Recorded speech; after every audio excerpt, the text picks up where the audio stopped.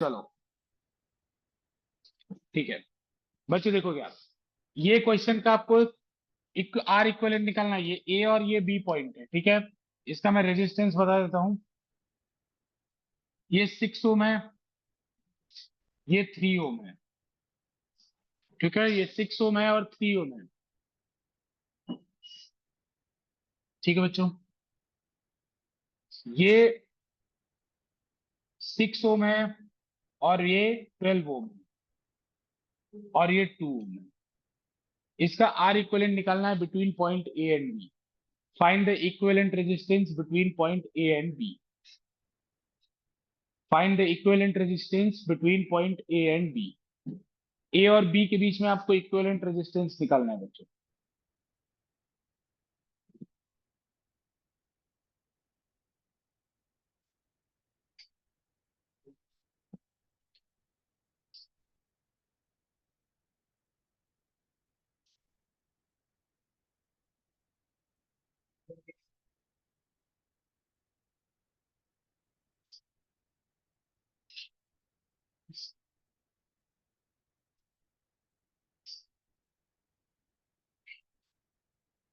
ए और बी के बीच में जीरो भी टेक्निक पता है ना? अच्छा ठीक, बता दूं।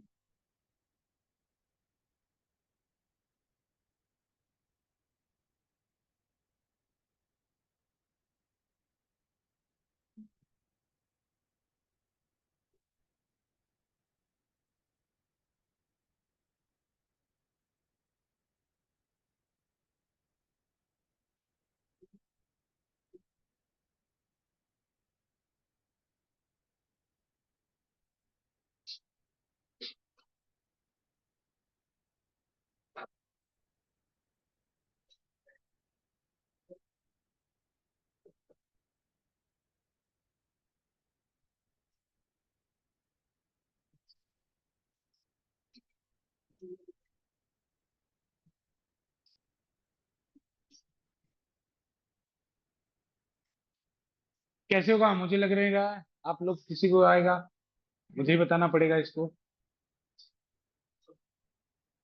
आएगा क्या किसी को?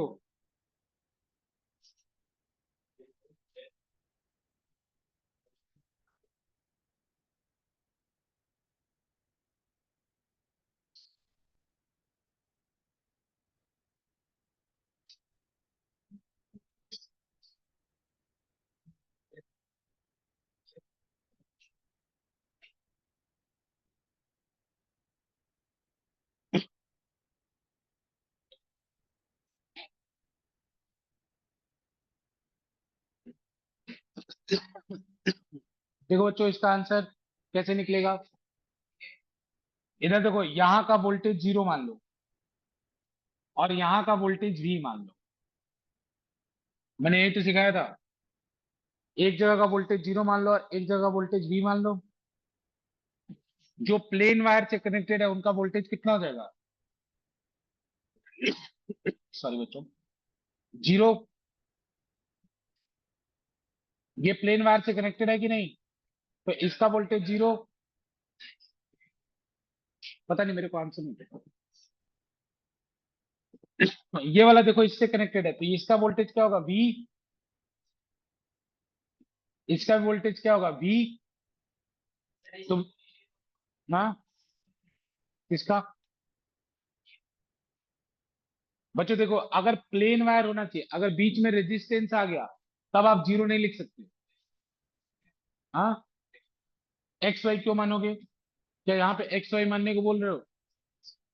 हाँ हाँ, वी। देखो, एक्स वाई कब मानते हैं? जब वी जीरो मानने पे क्वेश्चन सॉल्व ना हो तब हम क्या मानते हैं? एक्स वाई मानते हैं। तो यहाँ तो वी जीरो मानने पे सॉल्व हो गया। वी माना, जीरो माना, तो प्लेन वायर से जो जो कनेक्ट है, जैसे वी यहाँ का पोटेंशियल मान लिया, तो प्लेन वायर से कनेक्टेड है, तो यहाँ का भी पोटेंशियल कितना होगा? वी। यहाँ का भी पोटेंशियल कितना होगा? वी। समझ रहे हो कि नहीं समझ रहे हो?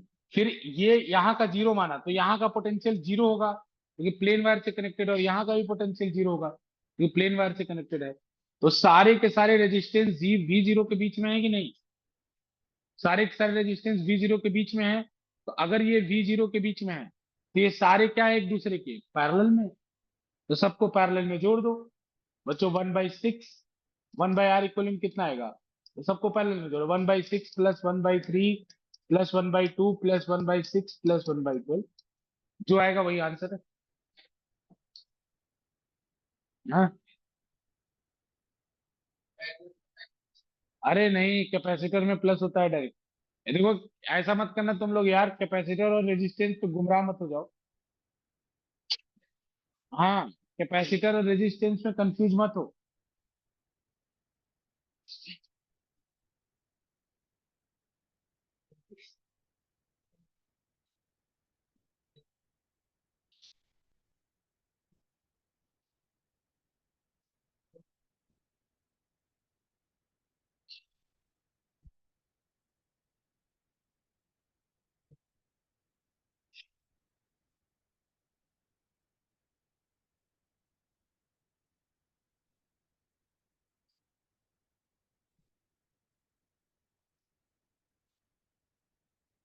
ठीक है, हो गया।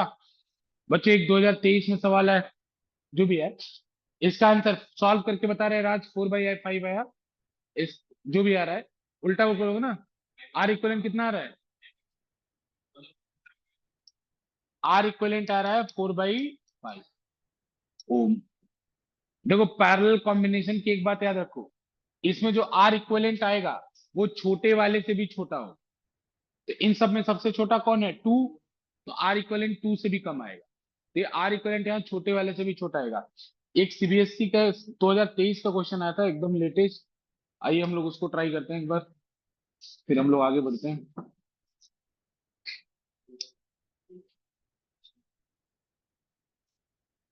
ठीक है ना बच्चों, एमटीजी करते रहना है सबको।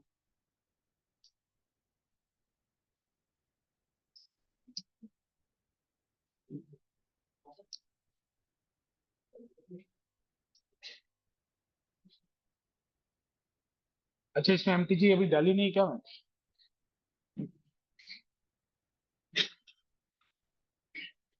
ठीक है, एक मिनट बच्चों,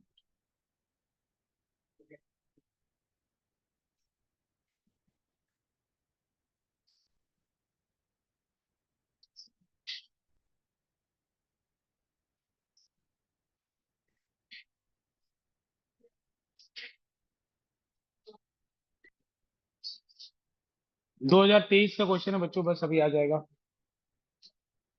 मेरे एंड से मिस्टेक हो गया। ठीक है, बताओ जी, मोबिलिटी का यूनिट क्या होता है कार्तिक? उसमें क्वेश्चन है कि पहला क्वेश्चन यही है कि what is the unit of mobility. Sarthak, what is the unit of mobility, पहला क्वेश्चन यही है। हाँ, नहीं याद होगा 1.5 मिनट चेयर बन जाना। What is the unit of mobility, अगर याद नहीं होगा 1.5 मिनट चेयर बन जाना। गधे कहीं का, एक तो पढ़ना है नहीं, दूसरा जो नोट्स है वो भी नहीं रिवाइज कर रहे हो। मोबिलिटी की यूनिट क्या होगी?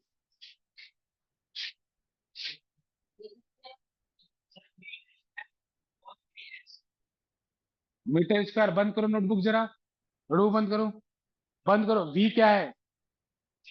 हाँ, अगर कोई बोल दिया उसके जगह उसे चेयर बनाओगे। अरे मुझे पता है उसने देख के बोला है। मेरे को पता करने के लिए कुछ, मेरे को पता करने की कुछ जरूरत थोड़ी है। चीटिंग करोगे जो नहीं, मुझे पता है उसने याद नहीं है। किसी ने बताया होगा तुम्हें, लेकिन वी क्या है बताओ? क्या है वी? क्या है राज? क्या है साहब, वी क्या है? अरे वी क्या है? वी क्या है? बताओ, ऐसी पढ़ाई चल रही है, बताओ क्या होगा? अरे गधो, वी पोटेंशियल डिफरेंस है, वोल्टेज है। पहला question, define mobility of electron, give its SI unit. ये पहला क्वेश्चन, देख लो ईयर 2023। हाँ ठीक है ना। पहला क्वेश्चन ये मोबिलिटी की उनकी स्टडी करना। अब ये वाला सेकंड क्वेश्चन को ध्यान से देखो, उसको करो।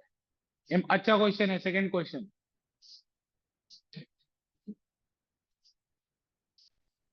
सेकंड क्वेश्चन अच्छा है।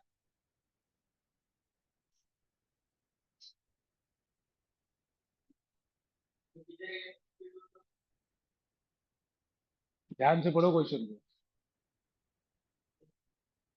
बच्चों एक कंडक्टर आपकी बार यूनिफॉर्म क्रॉस सेक्शन एरिया का है, ऐसे क्रॉस सेक्शन एरिया बढ़ रहा है, तो आपको डिसाइड करना है कि इलेक्ट्रिक फील्ड पे क्या असर होगा। इलेक्ट्रिक फील्ड पे क्या असर होगा, तो सुनो ध्यान से। करंट पे क्या असर होगा, तो करंट तो सेम रहेगा।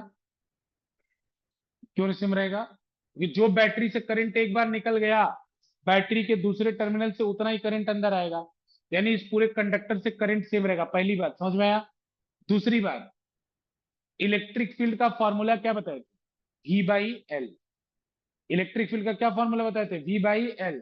तो ये V क्या होता था, बैटरी का वोल्टेज, और L क्या होता था, लेंथ ऑफ द वायर। तो बताओ इसमें कहीं एरिया ऑफ क्रॉस सेक्शन आ रहा है। E का फॉर्मूला क्या बताए थे, V बाई एल। अरे रिवाइज करो भैया, रिवाइज करो। ई का फॉर्मूला क्या बताए थे, ई का फॉर्मूला बताए थे V बाई एल। तो बच्चों इसमें एरिया आ रहा है क्या कंडक्टर का, नहीं आ रहा है ना। तो ये V क्या है, ये वाला वोल्टेज है, L क्या है, ये वाला लेंथ है। तो एरिया नहीं आ रहा, तो इसका मतलब इलेक्ट्रिक फील्ड चेंज नहीं होगी। इलेक्ट्रिक फील्ड चेंज नहीं होगी। और एक और चीज कांस्टेंट, ई कांस्टेंट रहेगा, और क्या कांस्टेंट रहेगा, आई कांस्टेंट रहेगा। तो आई का फॉर्म, और एक और चीज इसने पूछा है ना, इलेक्ट्रिक फील्ड और ड्रिफ्ट वेलोसिटी में बताओ क्या फर्क पड़ेगा। तो ड्रिफ्ट वेलोसिटी में क्या फर्क पड़ेगा, तो आई कांस्टेंट रहेगा, ये पता हो गया ना। तो आई का फॉर्मूला क्या होता है, N E A into A D. तो आई की वैल्यू कांस्टेंट है। एन क्या होता है, number of electron in unit volume. इसको एरिया और लेंथ से कोई फर्क नहीं पड़ता, ये जैसे डेंसिटी के जैसा है, एकदम fix to fix. A constant रहेगा, तो एन कांस्टेंट ई कांस्टेंट। तो ए इंटू वी डी क्या रहेगा, कांस्टेंट रहेगा। ए इंटू वी डी क्या रहेगा, कांस्टेंट रहेगा। तो बच्चों जैसे जैसे एरिया बढ़ेगी, ड्रिफ्ट वेलोसिटी घटेगी। जैसे जैसे एरिया बढ़ेगी, ड्रिफ्ट वेलोसिटी क्या होगी, समझ में आ रहा है कि नहीं आपको। एरिया बढ़ने पर ड्रिफ्ट वेलोसिटी घटेगी। ये बहुत अच्छा क्वेश्चन है, जस्टिफाई करने को बोला है, तो इस फॉर्मूले से जस्टिफाई हो कि आई की वैल्यू सेम रहेगी तो ए बढ़ेगा तो वीडी की वैल्यू घटेगी। लेकिन यहाँ ई बराबर वी बाई एल होता है, तो it is independent of area, hence electric field will remain same. समझ में आ रहा है। अब लास्ट वाला क्वेश्चन खुद करो। लास्ट वाला तो कर लोगे ना। अरे नोट कर लिया इसको, इसको मतलब एग्जाम्पल कर लोगे ना घर पे, एक बार इसको रिवाइज करेना। अब लास्ट वाला क्वेश्चन खुद करो। नहीं पढ़ाएंगे, लेकिन कुछ क्वेश्चन से स्टार्ट कर लो ना पिछले टॉपिक। मैं इस टॉपिक को छोड़ने वाला हूँ, इस टॉपिक से आगे बढ़ना चाहता हूँ, इसीलिए कुछ क्वेश्चंस करा रहा हूँ, ताकि कुछ इंपॉर्टेंट कॉन्सेप्चुअल क्वेश्चन, और लास्ट ईयर आ गया था, तो इसको कर लो, फिर आगे टॉपिक हम लोग बढ़ेंगे। 23 का थर्ड पार्ट। थर्ड पार्ट खुद करो, चलो पेन पेपर उठा लो, सॉल्व करो।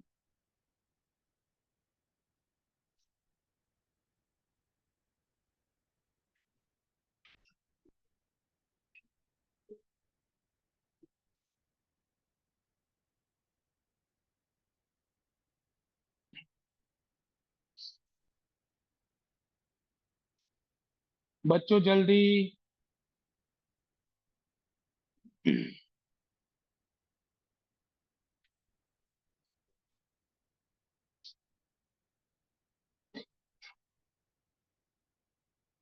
जल्दी करो। आप लोग का सिलेबस सीबीएसई की कृपा से बहुत ज्यादा कम कर दिया गया है, ठीक है ना। जैसे एक बहुत बड़ा सेक्शन हुआ करता था पोटेंशियोमीटर का, जिससे एक न्यूमेरिकल बोर्ड में पक्का आता था, वो पूरा का पूरा हटा दिया। मीटर ब्रिज पूरा हटा दिया। एक व्हीट स्टोन रखा हुआ है थोड़ा सा, वो भी ठीक है ना। तो सीबीएसई आप लोग पे मेहरबान है। अरे मनन आ गया है भाई।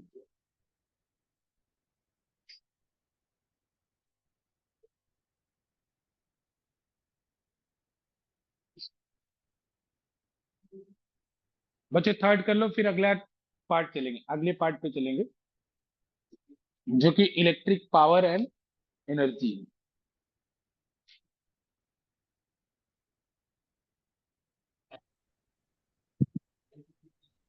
मनन अभी क्वेश्चन करा रहे हैं, ये वाला क्वेश्चन क्या स्टार्ट हो रहा है बेटा? Okay sir. कौन सा चैप्टर आ रहा है? करेंट। इतना पढ़ा दिया टीचर ने, क्या खतरनाक पढ़ा रहे हैं आपके स्कूल में। नहीं बेटा, जैसे ये तो पॉसिबल नहीं है। जैसे मैं, चलो 3 चैप्टर का मैं फिर भी मान लेता हूँ कि 3 चैप्टर तो करा सकते हैं टीचर, लेकिन जो चौथा चैप्टर स्टार्ट होगा ना, मूविंग चार्ज एंड मैग्नेटिज्म, वो बहुत बड़ा चैप्टर है। वो तो पूरा समझा के पढ़ाएं तो आराम से 15-20 दिन लग जाएगा, इतना बड़ा चैप्टर है। लेकिन मतलब आपके पूरे सिलेबस का सबसे बड़ा हर्डल है, देखो इलेक्ट्रोस्टैट में खूब टाइम लगता है, करंट में थोड़ा कम टाइम लगता है। हालांकि करंट भी बहुत इंपॉर्टेंट है, कम टाइम इसलिए लग रहा है क्योंकि सिलेबस कट हो गया है। मैग्नेटिज्म में पूरा टाइम लगेगा। मैग्नेटिज्म में moving charge and magnetism, magnetism and matter और ईएमआई, इन सब में पूरा 1 महीना निकल जाएगा। ईएमआई पूरा निकल जाएगा, और उसके बाद जब पढ़ोगे तो उसके बाद तो सिलेबस बचेगा। ईएमआई के बाद एसी में टाइम लगेगा, एसी तक पूरा कर लोगे, सबसे ज्यादा बड़ा चैप्टर। इसलिए मैं बोलता हूँ मैग्नेटिज्म में तो पेशेंस रखना पड़ेगा तुम्हें, तुम्हें लगेगा ये खत्म ही नहीं हो रहा, लेकिन एक बार विश्वास रखो, वो लास्ट हर्डल है। जैसे ना तो स्टडी का एक पीक आता है, पीक के बाद चीजें आसान हो जाएगी। मैग्नेटिज्म के बाद एसी पढ़ोगे, ईएमआई के बाद मैग्नेटिज्म में 3 चैप्टर में गिन रहा हूँ, बता दिया ना, चौथा पांचवा और छठा, तीन। जैसे चौथे में क्या है, moving charge and magnetism, magnetism and matter और ईएमआई, इलेक्ट्रोमैग्नेटिक इंडक्शन, 3 चैप्टर गिन रहा हूँ। खत्म कर दोगे एसी, मान लो 4 क्लास, एसी के बाद जितना सिलेबस बचता है 1 महीने के अंदर होता है। हाँ, क्योंकि सेकेंड बुक पर हालांकि उसमें भी रे ऑप्टिक्स और वेव ऑप्टिक्स हम लोग क्वेश्चन करते हुए अच्छे से पढ़ेंगे, घबराने की कोई बात नहीं है, अच्छे से पढ़ना है। बाकी जितना पढ़ना है उतना आना है, ये बात ध्यान देना आपको। ठीक है, चलिए इसको सॉल्व करिए फटाफट। नहीं हुआ अभी तक? अरे बच्चों क्या कर रहे हो, इसमें क्या था? अरे गधे हो क्या एकदम? ये क्या है, ये दोनों आपस में क्या है? अरे ये क्यों नहीं हुआ? इसमें तो कुछ है ही नहीं। अब 2023 का क्वेश्चन, इसमें तुमसे नहीं हुआ, बताओ। ये 10 और 14 आपस में क्या है, सीरीज में, तो इनका इक्वलेंट कितना हो जाएगा, 24। और ये 10-10 आपस में क्या है, 24। ये क्या हो जाएगा, 20, ये भी सीरीज में हो गए। तो बच्चों देखो, ये जो 10-10, इन सब का इक्विवेलेंट आ गया 24, इस 10-10 का इक्विवेलेंट आ गया 20। तो ये जो 20 और 30 है, ये आपस में किसमें है, पैरेलल में। तो बच्चों जब दो रेजिस्टेंस रहा करे तो बोला ना ये वाला फॉर्मूला लगा लिया करो, R1 R2 upon R1 plus R2। तो देखो R1 की वैल्यू 10 × 30, सॉरी 10 है तो 20, 20 × 30 अपॉन 20 + 30 यानी 50। तो कितना का 600/50, यानी जीरो कैंसिल कर दो, ये 12 ओम आएगा। इसका रेजिस्टेंस कितना का, इन दोनों का कंबाइंड रेजिस्टेंस कितना आएगा, 12 ओम। तो बच्चों ये जो 12 ओम आया और ये जो 24 ओम है, आपस में किसमें होंगे, पैरेलल में। तो बस कर लो 12 और 24 पैरेलल में, तो फाइनल आर इक्विवेलेंट, ये आर इक्विवेलेंट डैश था, फाइनल आर इक्विवेलेंट कितना का, 12 × 24 अपॉन 24 + 12 यानी 36। कैंसिल कर दो 3 टाइम्स, 8 टाइम्स, तो आर इक्विवेलेंट कितना आ जाएगा, 8 ओम। 8 ओम आ गया ना। अब क्या निकल रहा है, current drawn from the battery. तो आई इक्वल टू कितना हो जाएगा, V divided by R equivalent. तो V कितना है, 8 ओम। आर इक्विवेलेंट कितना, सॉरी, V है 6 वोल्ट, V है 6 वोल्ट, आर इक्विवेलेंट कितना है, 8 ओम। तो बस डिवाइड कर दो, कितना आएगा, 3/4 एम्पियर। 3/4 एम्पियर आ जाएगा। समझ में आ रहा है कि नहीं तुम्हें? ये दोनों सीरीज में, ये दोनों सीरीज में, तो इन दोनों का जो सीरीज आया वो इसके साथ पैरेलल में, इन दोनों का जो सीरीज आया इसके साथ पैरेलल में। तो पहले इसको सॉल्व कर लिया, इसको सॉल्व किया, तो इसका सीरीज 20, ये 30, तो 20 × 30 अपॉन 50, ये इससे आर इक्वलेंट, इन दोनों का आर इक्वलेंट 1 आ गया 12, और ये जो इनका 12 आया इस 24 ओम के साथ पैरेलल में है। सॉल्व कर दिया, आंसर आ गया, ठीक है ना? तो इसमें कोई परेशानी नहीं, ठीक है बच्चों। अब हम डायरेक्ट चलेंगे पावर के ऊपर, इसी के हिसाब से सेगमेंट चल रहे हैं। लिमिटेशन ऑफ ओम्स लॉ मैं बता चुका हूँ, resistivity of material, temperature dependence, ये सब मैं बता चुका हूँ, पहले ही बता चुका हूँ। अब मैं डायरेक्ट इस वाले सेक्शन में ग्राफ वगैरह, गैलियम आर्सेनाइड का ग्राफ मैंने इंपॉर्टेंट बताया था, याद रखना बार बार। और जितना ओम्स लॉ का लिमिटेशन है सब इंपॉर्टेंट है, ठीक है? और इन सब ग्राफ से परेशान मत होना, कॉमन सेंस लगाना, आंसर आ जाएगा। जैसे इस तरह का कोई ग्राफ नहीं, लेकिन ये जरूर सॉल्व करना बच्चों। अब हम डायरेक्ट चल रहे हैं इलेक्ट्रिकल एनर्जी एंड पावर, फिर सेल पढ़ेंगे, सेल का कॉम्बिनेशन पढ़ेंगे, फिर क्रिचॉफ्स लॉ पढ़ेंगे, फिर व्हीट स्टोन ब्रिज पढ़ेंगे, चैप्टर खत्म हो जाएगा, ठीक है? चलो, तो अब हम स्टार्ट करेंगे पावर, ठीक है बच्चों? इलेक्ट्रिक पावर,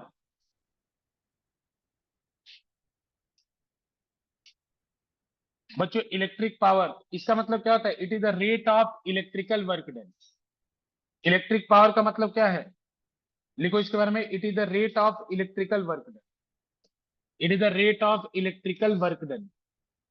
इलेक्ट्रिक पावर का मतलब it is the rate of electrical work done. लिख लो, लिख लिया? It is the rate of electrical work done, लिख लिया? It is the rate of electrical work done.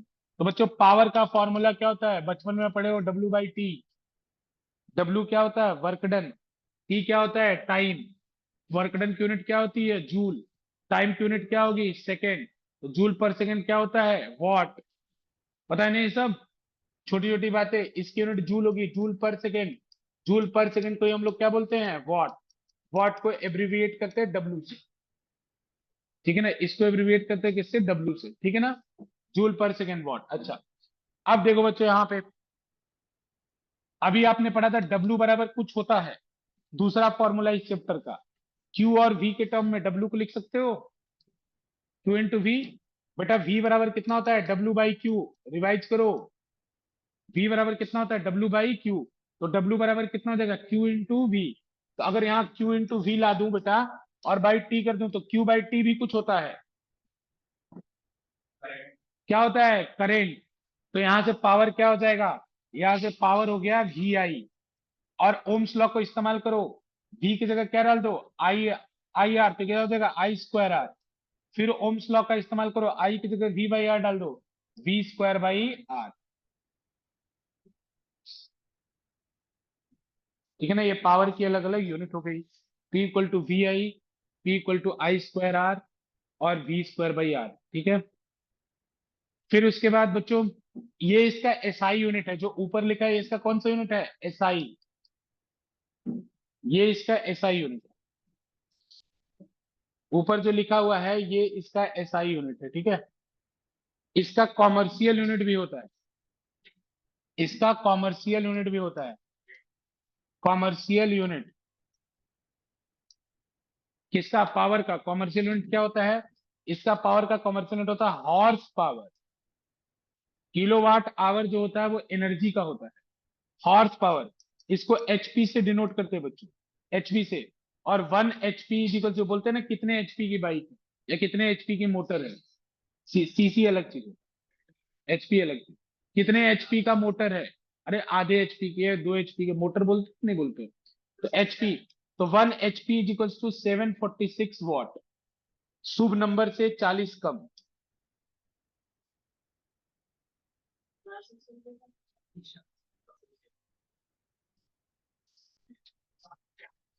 मेरा कोई इंटरेस्ट नहीं है, कोचिंग का नाम श्री राम एजुकेटर्स है, वो तुम्हें याद करने के लिए बता रहा था। तुम अभी नहीं प्रोसेस कर पाए ना तुम्हारा दिमाग, कोई बात नहीं।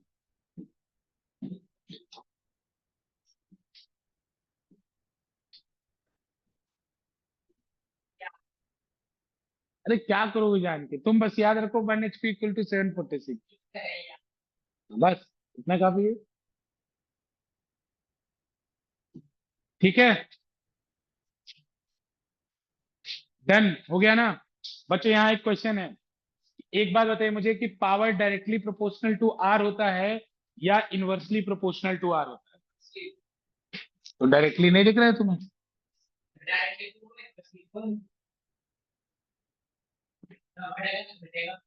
ठीक है ना? Power directly proportional to R होता है या इनवर्सली प्रोपोर्शनल टू आर होता है? अच्छा, तो ये बात कि पावर के इतने सारे फॉर्मूले हैं, तो कब कौन सा फॉर्मूला लगाए?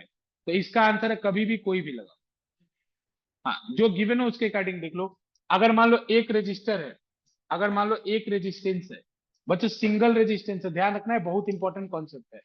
इसमें करंट जा रहा है आई, इसमें वोल्टेज है वी। तो मैं बोलूंगी पावर का कौन सा फॉर्मूला यूज करो? तो तुम कोई भी यूज करो, VI यूज करो, I²R यूज करो, V²/R यूज करो, तीनों से आंसर सेम आएगा। तीनों से आंसर क्या आएगा? सेम आएगा। लेकिन बच्चों अगर दो रजिस्टर मान लो सीरीज में कनेक्टेड है, जैसे मान लो दो रजिस्टर ऐसे, एक यहाँ है एक यहाँ है, ये दोनों सीरीज में कनेक्टेड है, अब मुझे कंपेयर करना है इनके पावर को, तो मुझे आसान कौन सा फॉर्मूला रहेगा? आई स्क्वायर आर वाला। क्यों बेटा? क्योंकि दोनों में कुछ चीज तो सेम जा रही है, वो चीज क्या है? आई। तो मैं बोल सकता हूँ कि अब मेरे लिए आसान ये है कि आई स्क्वायर आर से कंपेयर करो।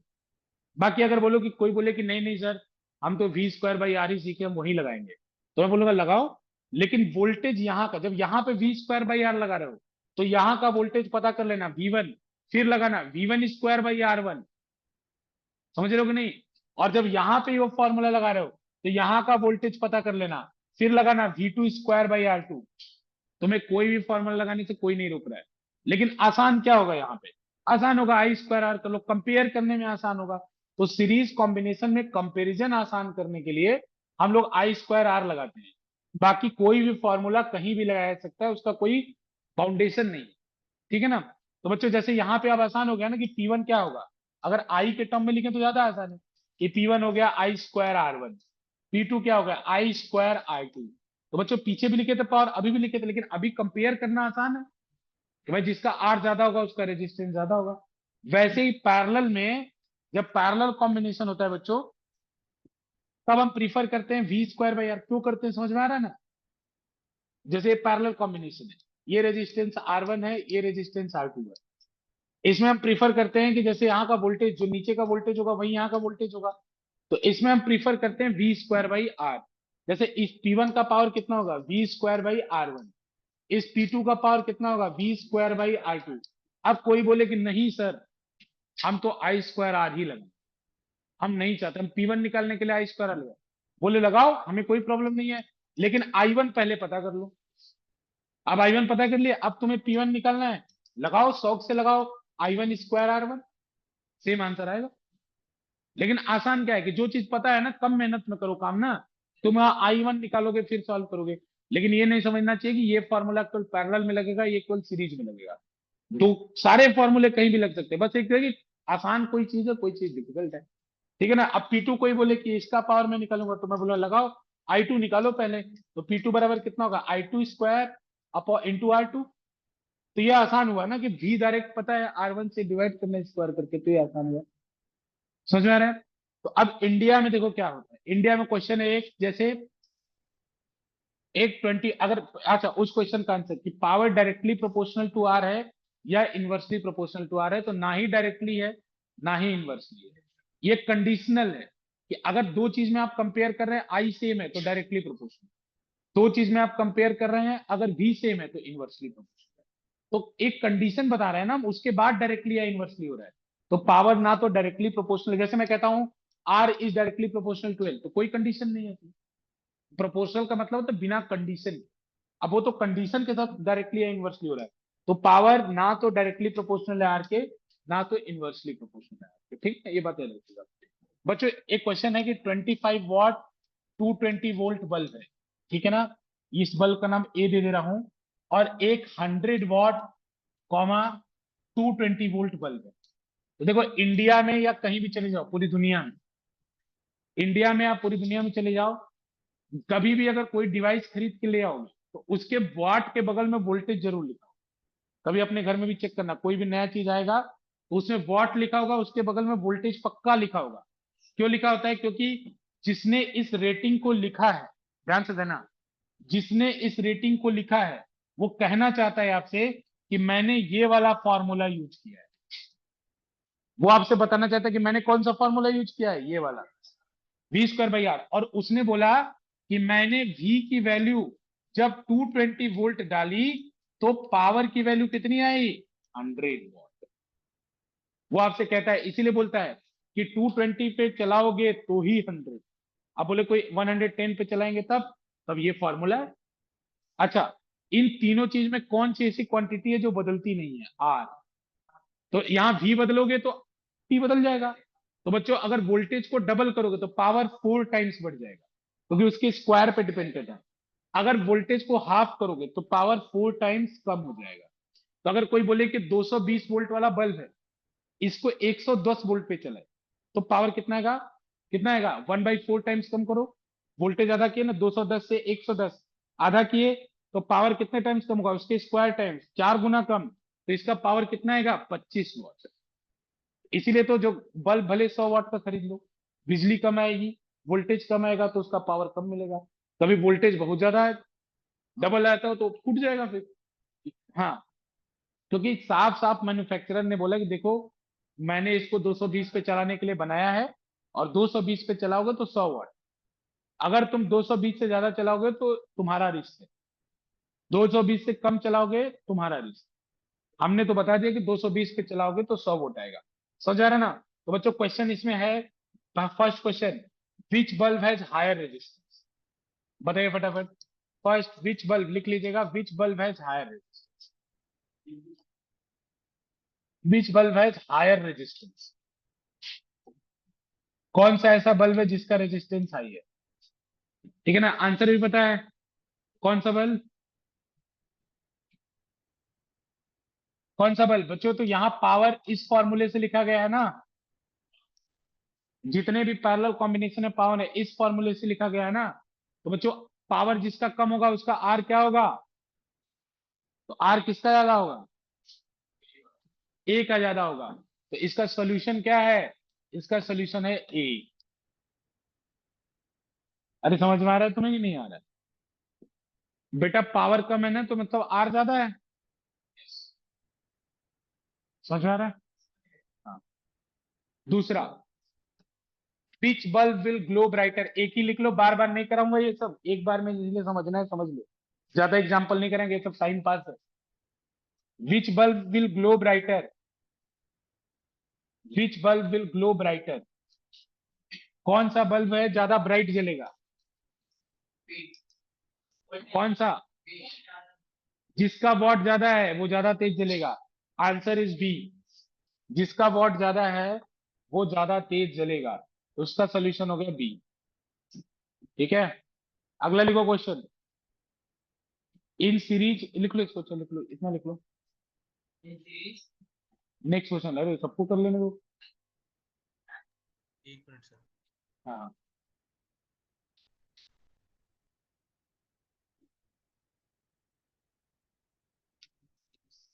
रुक जाओ, सबको लिख लेंगे, जल्दी से लिखो बच्चों। मनन ठीक है, समझ में आ रहा है? Yes sir. ठीक है,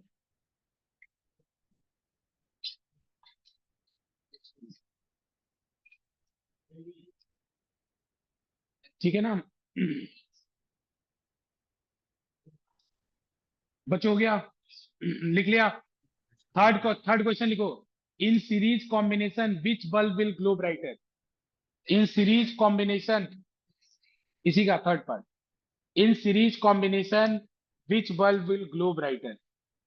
in series combination which bulb will glow brighter? In series combination which bulb will glow brighter? कौन बताएगा? In series combination which bulb will glow brighter, series combination में कौन सा बल्ब ज्यादा ब्राइट जलेगा? वो सब मेरे को मतलब नहीं, तुम मुझे बताओ।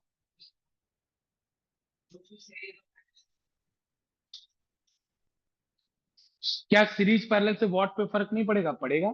वॉट वोल्टेज के ऊपर डिपेंड करता है, करंट के ऊपर करता है, पड़ेगा फर्क। कि ऐसा सोचो ना, क्या चीज ऐसा है जिसमें फर्क नहीं पड़ रहा है? रेजिस्टेंस। क्या चीज ऐसा है जिसपे सीरीज कर दो पैरेलल कर दो कोई फर्क नहीं पड़ना है? रेजिस्टेंस। अब सोचो, रेजिस्टेंस किसका ज्यादा है, ए का कि बी का? ए का। तो सीरीज कॉम्बिनेशन में पावर का फॉर्मूला क्या होता है? क्या होता है? आई स्क्वायर आर। तो अगर इन दोनों बल्ब को सीरीज में कनेक्ट कर दोगे तो दोनों से करंट सेम जाएगा, तो कौन सा बल्ब ज्यादा तेज जलेगा? जिसकी ज्यादा रेजिस्टेंस होगी। और रेजिस्टेंस किसका ज्यादा है? ए का। तो in series combination A bulb will glow brighter, जिसका पावर रेटिंग कम लिखा हुआ है सीरीज कॉम्बिनेशन में वो ज्यादा तेज जलेगा। कंफ्यूज तो नहीं हो? In series combination A bulb will glow brighter, लिख लेना, क्योंकि फॉर्मूला है उसी के नीचे सॉल्यूशन लिख लेना। P is I square R. जब सीरीज कॉम्बिनेशन होता है तो power directly proportional to R होता है। अगर दो लोग में कंपेयर कर रहे हैं तो करंट सेम जा रहा है, जिसका रेजिस्टेंस ज्यादा उसका पावर ज्यादा। समझ में आ रहा है? तो दिक्कत नहीं। आओ एक क्वेश्चन पे। अमेरिका में आपको पता है वोल्टेज कितना है? इंडिया में वोल्टेज कितना है? 220 वोल्ट। अमेरिका में वोल्टेज कितना है? 110 वोल्ट। ऐसा है। इसके पीछे गुड क्वेश्चन। इसकी वजह फिर फालतू एक कहानी शुरू होगी 20 मिनट का फायदा उसमें। अमेरिका में 110 वोल्ट है, इंडिया में 220 वोल्ट है। जितने भी कॉलोनीज हैं, ब्रिटिश कॉलोनीज है, उनमें 220 है। यूरोप वगैरह में भी 220 है। अमेरिका और उसके आसपास मेक्सिको वगैरह जैसे कुछ कंट्रीज हैं जिनमें 110 वोल्ट चलता है। उसका रीजन है इतिहास, हिस्ट्री। हिस्ट्री में उसका रीजन क्या है? हिंदी हिस्ट्री में जल्दी बताओ, जल्दी से अगर सुनना शॉर्ट में सुना तो जल्दी से। पहले ये बताओ, ये मैटर सॉर्टेड है कि जिसका रेजिस्टेंस ज्यादा, सीरीज में जिसका रेजिस्टेंस ज्यादा उसका पावर ज्यादा। दो साइंटिस्ट थे, जल्दी से सुनो, मेरे पर्सनल। एक साइंटिस्ट तो उनका नाम था थॉमस अल्वा एडिसन। एक साइंटिस्ट थे उनका नाम था निकोलस टेस्ला। जल्दी जल्दी कहानी सुनो। एक साइंटिस्ट थे उनका नाम था थॉमस अल्वा एडिसन। एक साइंटिस्ट थे उनका नाम था Nicholas Tesla. Thomas Alva Edison ने किस चीज की खोज करी थी? Bulb. Nicholas Tesla, Thomas Alva Edison bulb की खोज के, बैटरी की खोज हो चुकी थी। उनका सिस्टम, वो जो चार्जिंग लाइट वाला सिस्टम पूरे अमेरिका में बिकने लगा। तो एडिसन जो है वो रईस आदमी हो गए, रिच पर्सन। ठीक है ना, वो काइंड ऑफ अंबानी टाइप के उस समय के हो गए थे। इतना उन्होंने सेल किया था वो सिस्टम, बैटरी के साथ वो बल्ब का सिस्टम इतना सेल किया था। ठीक है ना। तो अब वो हो गए थे। तो उसी कंपनी में, उनकी कंपनी का नाम है जनरल इलेक्ट्रिक। आज भी वो कंपनी है जनरल इलेक्ट्रिक, जी है, आज भी रिले वगैरह बनाती है, एमसीबी बनाती है। आज भी जनरल इलेक्ट्रिक कंपनी, एडिसन ने उसको शुरू किया। तो एडिसन का ये सपना था। सपना क्या था? कि एक दिन मैं वायर्ड ट्रांसमिशन लाइन भेजूंगा, मतलब वायर से बिजली जाएगी और सबके घरों में पहुंचेगी और सब लोग उसको इस्तेमाल करेंगे जैसे आज हम करते हैं। ये सपना, ये ड्रीम किसका था? एडिसन। ड्रीम एक बड़े आदमी का। ठीक है ना। तो उन्हीं के कंपनी में एक आदमी था निकोलस टेस्ला, एक साइंटिस्ट थे, एक बहुत ही जीनियस पर्सन थे। तो ऐसा नहीं होता कि जैसे पास आउट हुए, है ना, कुछ पढ़ाई ले, गरीबी थी टेस्ला के पास, टेस्ला अंडर कॉन्फिडेंस थे कि अपने जीवन में कुछ कर पाऊंगा नहीं कर पाऊंगा, इस तरह तमाम प्रकार की सोच को लिए थे। लेकिन ना, उनको क्योंकि सोसाइटी उस मोमेंट तक सोसाइटी उनको बेकार समझता था। तो उसके बाद लेकिन उनका ये ड्रीम हो गया कि हम जनरल इलेक्ट्रिक में मुझे काम करना, एडिसन के साथ मुझे काम करना है। जैसे कोई फेमस पर्सनालिटी रहती, उधर अटैचमेंट रहता है कि नहीं मैं उसके तो उस कंपनी में काम करना चाहता। तो उस तरह का ड्रीम हो गया निकोलस टेस्ला का। तो निकोलस टेस्ला फिर पहुंच गए, टैलेंटेड तो थे ही। तो निकोलस टेस्ला कंपनी में जनरल इलेक्ट्रिक में पहुंच गए। जनरल इलेक्ट्रिक में पहुंचने के बाद निकोलस टेस्ला बहुत टैलेंटेड थे, बहुत अच्छा काम किया। तो लैडर में ऊपर जाने लगे। समझ रहे हो ना, जो भी उनकी हायरार्की है उसमें ऊपर जाने लगे। इतने ऊपर तक चले गए कि उनका डायरेक्ट एडिशन के साथ बात होता था, कोर टीम में चले गए। ठीक है ना। तो पूरी की पूरी टीम इस चीज पे काम कर रही थी कि कैसे ट्रांसमिशन लाइन पहुंचाया जाए। एडिशन ने शुरू भी किया था डीसी ट्रांसमिशन, 100-150 घरों तक न्यूयॉर्क के पहुंचाया भी था। तो समझते समझते भी टेस्ला इस बात पड़ गया कि मतलब वो समझाते रहे कि सर देखिए हम लोग डीसी छोड़ देते हैं, हम लोग एसी पे आ जाते हैं। किसने बोला? निकोलस टेस्ला ने। कि सर हम डीसी छोड़ देते हैं, हम एसी पे आ जाते हैं। तो एडिसन को ये बात ठीक नहीं लगी क्योंकि वो डीसी में इतना सारा काम कर चुका था, डिस्ट्रीब्यूट कर चुका था, फिर सब चीजें बदलना, बोला नहीं नहीं, एसी अपने को जमता नहीं डीसी पे। फिर एसी पे क्या किया निकोलस टेस्ला ने? उसने दिखा दिया कि जनरेटर जो बाय डिफॉल्ट पावर जनरेट करता है वो एसी ही करता है। ठीक है ना। तो कन्वर्जन का लफड़ा खत्म हो जाएगा अगर एसी करोगे तो। दूसरा उसने बता दिया कि बच्चों पावर का फॉर्मूला क्या होता है? वीआई। क्या फॉर्मूला होता है पावर का? वीआई। तो जैसे अगर पावर आपको तमिलनाडु से लेना है मान लीजिए, तो तमिलनाडु से पावर अगर 2 किलोवाट चला, मान लो यहाँ मैंने एसी ऑन किया और इसका पावर तमिलनाडु से आ रहा है, तो इसका लोड है 2 किलोवाट।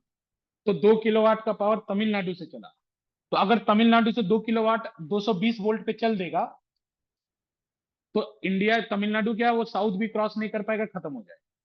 क्योंकि करंट का मात्रा बहुत ज्यादा रहेगा, पावर कम अरे 2 किलोवाट ये तो फिक्स है, ये पावर तो फिक्स है, इतना भेजना ही है एसी के लिए। तो अगर वोल्टेज कम रहेगा तो करंट ज्यादा रहेगा, और करंट ज्यादा होगा बच्चों तो इलेक्ट्रॉन ज्यादा कोलिजन करेंगे। अब इलेक्ट्रॉन ज्यादा कोलिजन करेंगे तो लॉस ज्यादा होगा। तो सारा का सारा पावर साउथ में ही करेगा। ठीक है ना। तो अब क्या होता है इस समय? तमिलनाडु, अभी हम लोग का India one nation one grid, मतलब आप चाहें तो, मतलब गवर्नमेंट चाहे तो अपनी बिजली, उत्तर प्रदेश चाहे बिजली तमिलनाडु से भी ले सकते, क्योंकि हमारा है वन नेशन वन ग्रिड। यही हौज खास में पॉस्को है। उसका उसका सिक्योरिटी बहुत टाइट है। मतलब उससे पूरे एक स्क्रीन पे, एक बड़े से स्क्रीन पे लाइव चलता है कि कौन सा स्टेशन कितना पावर प्रोड्यूस कर रहा है, कौन सा स्टेट कितना पावर कंज्यूम कर रहा है, उसमें कौन से डिस्ट्रिक्ट में कितना पावर जा रहा है, डिस्ट्रिक्ट तक का इंफॉर्मेशन आता है। उसका प्रोटेक्शन एजेंसी करती है, रॉ वगैरह करती है। बहुत सेंसिटिव है हमारे कंट्री के लिए। तो उसमें ऐसा क्या होता है, एकदम चलता है। तो हम जैसे तमिलनाडु से हमें लेना है पावर, तो तमिलनाडु से लेना है बच्चों, तो हम वोल्टेज को क्या कर देंगे, 3 लाख वोल्ट। तो करंट, क्योंकि प्रोडक्ट तो सेम रहना है भाई, वोल्टेज और करंट का प्रोडक्ट सेम रहना है, क्योंकि 2 किलोवाट। तो अगर तुम वोल्टेज को जितने फोल्ड बढ़ाओगे, करंट उतने फोल्ड कम होगा। अब जब उतने फोल्ड कम होगा तो लॉस उतना कम होगा। तो हम लोग जब तमिलनाडु से यूज करते हैं, एक डिवाइस होता है उसको बोलते हैं ट्रांसफार्मर। क्या बोलते हैं, ट्रांसफार्मर। तो तमिलनाडु में यूज करेंगे स्टेप अप ट्रांसफार्मर, पढ़ाएंगे 12th के सिलेबस में। स्टेप अप मतलब जो वोल्टेज बढ़ा दे, और उसको फिर लाइन पे लगा देंगे, तो अब वोल्टेज आएगा। अब जैसे मान लो दिल्ली के पास आ गया, या नोएडा का जो सब स्टेशन वहां पे आ गया, फिर वहां पे एक मेन सब स्टेशन होगा, वहां से लाख वोल्ट से कन्वर्ट होगा किलो वोल्ट। फिर आसपास आएगा 33 किलो वोल्ट। फिर 33 किलो वोल्ट आसपास आपके एक, मतलब देखेंगे बहुत सारा ट्रांसफार्मर होगा। 33 से 11 आएगा, 11 किलो वोल्ट। 11 किलो वोल्ट आपके घर के पास वाले ट्रांसफार्मर पे आएगा, फिर वहां से कन्वर्ट होगा 220 पे। तो ऐसे लाइन चलती है। तो बीच में समझ रहे हो प्रोसेस, वोल्टेज बढ़ाने से करंट कम हो गया, इसके कारण लॉस कम हुआ। तो टेस्ला उनको समझाया कि देखो ट्रांसफार्मर जैसी चीज है एसी में, एसी केवल ट्रांसफार्मर केवल एसी पे काम करता है। उसको उसने ये भी समझाया, ट्रांसफार्मर बना के समझाया कि देखो भाई केवल ट्रांसफार्मर जैसी चीज एसी में है, तुम मान जाओ, डीसी को मत करो। लेकिन वो करता है। अब लेकिन जो आदमी दिल से काम करता है वो फ्रस्ट्रेट हो जाता है। जैसे मान लीजिए आप किसी ऑर्गेनाइजेशन के लिए बहुत मन से काम कर, और वो ऑर्गेनाइजेशन आप सही चीज बता रहे हो, उसके भले के लिए बता रहे हो, वो ऑर्गेनाइजेशन सुने ही नहीं, लेकिन आपको ये लगता है यार कि नहीं ये कर लेता है ऐसा तो अच्छा हो जाता। आपका विल है कि भाई ऑर्गेनाइजेशन ग्रो करे, तो उसमें फ्रस्ट्रेट है। तो वो टेस्ला क्या हुआ, इस सब के, टेस्ला ने मोटर बना दिया, इंडक्शन मोटर बना दिया, सब चीज वो बनाता रहा, दिखाता रहा। फिर आसपास में वो क्या करने लगा, जो साइंटिस्ट थे, फेलो साइंटिस्ट थे, उनको बताने लगा कि देखो ये अच्छा है, ये अच्छा है। तो उस ज्यादातर उसके साइंटिस्ट के ग्रुप में, जो कोर साइंटिस्ट का ग्रुप था, उसमें ज्यादातर जो लोग हैं वो टेस्ला को फेवर करते, मतलब ज्यादातर। तो एडिसन को जब ये बात पता चली, तो एडिसन फिर अपने टाइप का सनकी आदमी बोला कि यार, मतलब तुम हमारी टीम में, एक तो मैं तुम्हारी बात नहीं सुना, तो तुम हमारे लोगों को भड़का रहे हो, मेरे खिलाफ भड़का रहे हो, मेरे लोगों को मेरे खिलाफ भड़का रहे हो तुम। ठीक है ना। तो उसने क्या किया, टेस्ला को फायर कर, कंपनी से निकाल दिया। किसको निकाल दिया, निकोलस टेस्ला को कंपनी से फायर निकाल। तो जो दुश्मन का दुश्मन होता है वो दोस्त होता है। तो एक कंपनी थी जनरल इलेक्ट्रिक, उसी के सामने एक कंपनी थी, उसका नाम था वेस्टिंग हाउस, मतलब कॉम्पिटिटर कंपनी थी, सामने में कॉम्पिटिटर। उसका वो कंपनी आज भी है, वेस्टिंग हाउस भी आज है, अमेरिका की कंपनी वेस्टिंग हाउस। तो टेस्ला जी से फायर, वेस्टिंग हाउस से हायर, वेस्टिंग हाउस से हायर हो गए। फिर वेस्टिंग हाउस का जो ओनर था उसने बोला जो बोलोगे मान, कंपनी तुम चलाओ, देखूंगा मैं, जो बोलोगे एक एक चीज मानूंगा। टेस्ला बोला पक्का, चलो ठीक है डन। तो विद इन अ मंथ और टू पूरे न्यूयॉर्क में बिजली पहुंचा दी टेस्ला ने, पूरे न्यूयॉर्क में। 3 4 5 महीने के बाद न्यूयॉर्क के बाद बाकी अमेरिका के नेबरिंग स्टेट, मतलब जो नेबरिंग स्टेट से न्यूयॉर्क है उनमें जाने लगे। अब अब तुम सोचो, तुम अगर एडिशन की जगह हो तो तुम्हारे अंदर क्या होता। एडिशन एक तो इतना रिच आदमी, रिच आदमी का ईगो इतना ज्यादा, रिच आदमी का ईगो भी ज्यादा होता है। उसने बोला यार मेरी कंपनी में काम करने वाला, मेरे से हायरार्की में नीचे वो ऐसा काम कर रहा है, उसने मेरे ड्रीम को हाईजेक कर लिया। मतलब बहुत बड़ी बात होती है, मतलब वो तुम सोचो साइकोलॉजिकल लेवल पे, उसने मेरे ड्रीम को हाईजेक कर लिया। बोला पैसे का इस्तेमाल करूंगा, लेकिन इसको तो गिरा कर, गिरा, केस किया। क्योंकि बच्चों जब इस तरह से इलेक्ट्रिसिटी जाती है तो आप देखते हैं हमेशा कुछ ना कुछ घटनाएं होती रहती।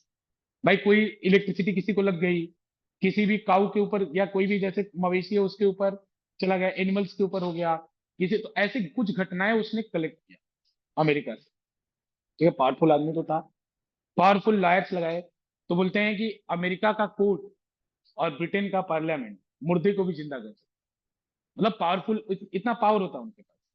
तो उसने बोला पावरफुल लायर्स लगाए, और बोला कि ये लोगों ने जो हाई वोल्ट पे ट्रांसमिशन कर रहे हैं, बच्चों हाई वोल्ट आएगा कि नहीं आएगा, अभी समझ रहे हो ना क्यों हाई वोल्ट आएगा। ये ट्रांसमिशन जो हाई वोल्ट पे कर रहे हैं ये फैटल है, घातक है, लोगों के लिए घातक है। बहुत सारे इंसिडेंट उसने कोर्ट में पेश किए, ह्यूमैनिटेरियन बैकग्राउंड बनाया, मानवीय बैकग्राउंड पर, साइंटिफिक बैकग्राउंड नहीं। और टेस्ला को वेस्टिंग हाउस पे केस किया, उन लोगों की फैमिलीज के साथ आके केस किया, जिन लोगों को भी जिस जिस भी लोगों का लॉस हुआ था, उनकी पूरी एक ग्रुप बना के केस किया। टेस्ला जेल में ended up to into jail, Tesla jail में ended। तो अमेरिका में ये आंदोलन चला कि ज्यादा वोल्ट नहीं रखना है, लेकिन भाई टेस्ला सही तो सही थे, भाई सही थे। हालांकि टेस्ला को अपने जीवन में कोई सुख नहीं मिला, मतलब जेल में रह जाता था टाइम, उसके बाद बहुत यंग एज में डाई भी कर गए, 40-50 साल तक वो डाई भी कर गए, बहुत जेल में बहुत साल रहे टेस्ला। हाँ वो जेल में रहे ना, वो होता है कि वो डाई कर गए, बहुत जल्दी डाई कर गए वो, निकोलस टेस्ला डाई कर गए। तो अब इसमें क्या हुआ बच्चों, बाद में उनकी थियरीज को माननी ही पड़ी, क्योंकि जो थियरी सत्य है वो सत्य, जो सही है वो सही है। तो आज हम सब लोग जो आप देख रहे हैं, हम लोग टेस्ला के कर्जदार है, वी ओवेन, टेस्ला के हम लोग कर्जदार हैं। टेस्ला अपने जीवन में तो कुछ नहीं किया, लेकिन आप सब लोगों के लिए जो भी चीज आप एंजॉय कर रहे हैं सब टेस्ला की देन है, ठीक है ना। तो अमेरिका में ये आंदोलन हुआ था एक बड़े आदमी की वजह से, वहां पे वोल्टेज 110 से ऊपर बढ़ नहीं पाया, लेकिन आज भी 110 है। इंडिया ऐसे कंट्रीज में हम लोग थोड़े से गरीब है, या हम लोग के पास जिन्होंने शासन किया वो लोग का केवल एम एक्सप्लॉयटेशन था। तो बच्चों जब पावर 110 वोल्ट, आप जब वोल्टेज आप 110 रखोगे तो उसके करस्पॉन्डिंग करंट ज्यादा होगा ना। जैसे अमेरिका में वोल्टेज है 110, तो हमारे इंडिया में करंट अगर 2 एम्पियर जा रहा है, तो अमेरिका में करंट 4 एम्पियर जाएगा। तो हम लोग को जो ट्रांसमिशन लाइन लगानी पड़ेगी वो कम रेजिस्टेंस वाली लगानी पड़ेगी, और हमारे पास इतना पैसा नहीं कि भाई हम कॉपर इस्तेमाल करें। तो ब्रिटेन वालों ने भी सोचा कि हम तो लूटना है, हमें कौन सा इन्हें बनाना है, जो उस समय ब्रिटिशर्स तो बोला कि लगाओ 220 कर दो, हमें लूटना ही तो है। तो इसीलिए इंडिया में जितने भी कॉलोनीज है ब्रिटिश की, उसके सबके अंदर 220 है। देख रहे हो, मैं समझता था, कहानी शुरू करूंगा, कहानी बहुत लेंदी लेंदी हो जाएगी, ठीक है, सब्जेक्ट से हट नहीं, लेकिन कोई बात नहीं। चीजें आपको ये समझ में आएगा कि क्या क्या चीजें, मतलब हिस्ट्रीज में क्या क्या चीजें चीजें होती हैं, क्या क्या चीजें। हाँ हाँ हाँ, ठीक है, कोई बात नहीं, समझ में आया ना। एसी डीसी तो आज के लिए बस इतना ही रहने दें, लेकिन कोई बात नहीं, आप लोग चीजों को ध्यान दीजिए, ठीक है। छोटी सी क्लास चली बच्चों, कल हमारा, बैठ जाओ बैठ जाओ, एक अनाउंसमेंट, बैठ जाओ। अरे जिनको पता है, अरे ऑनलाइन वाले बच्चों उनको तो बता दूं। बच्चों कल हमारा फाउंडेशन डे है, आज ही के दिन, मतलब कल के दिन जो कोचिंग है उसका फाउंडेशन हुआ था। तो इसीलिए फाउंडेशन डे के मतलब ओकेजन पे कोई भी क्लासेस नहीं चलेंगी। एक यहाँ पे सुंदरकांड रामायण का पाठ होगा, उसके बाद अगर कोई भी लोग टैलेंट दिखाना चाहें, मिमिक्री, जोक्स, डांस, सिंगिंग, तो दिखा सकते हैं, ठीक है ना। ठीक है, तो आज के लिए बस, हाँ, 4 PM पे सबको यहाँ पे आ जाना है ना।